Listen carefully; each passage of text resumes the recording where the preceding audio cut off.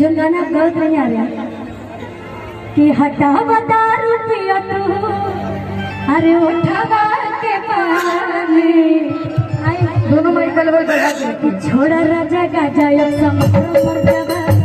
छोड़ा राजा गाजा समारो मर जावा छोड़ा राजा गाजा समारो मर जावा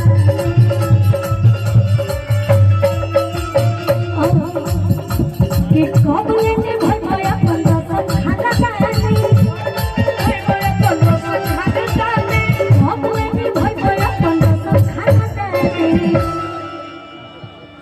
आदि शक्ति से हमारे गाना रहे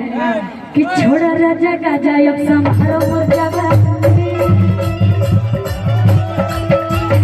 छोड़ा राजा गाजा अब समारो मर जावा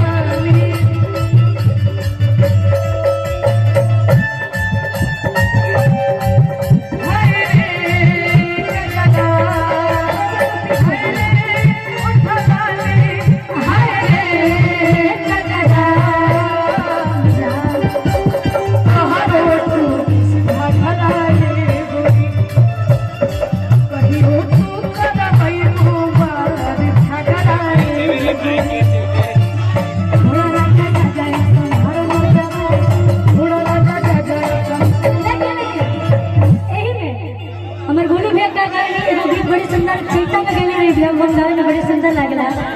ये हो भोजी करब ना कटनिया ये हो भोजी करब ना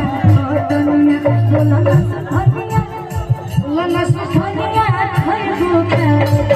भोजी करब ना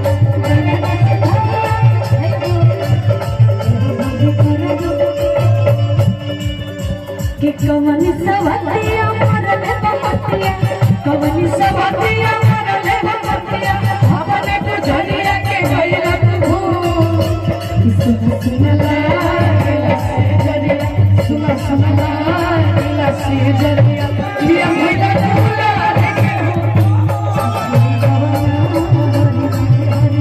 लिया भइला तूला के हो भैया बोलो भैया।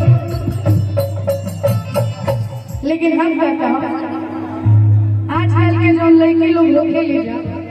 प्यार होखला के बाद एकदम ऊपर से नीचे अच्छा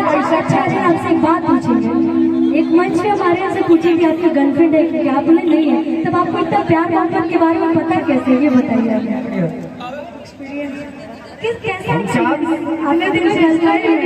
एक बार हम चाह काजल राज खाते एक बार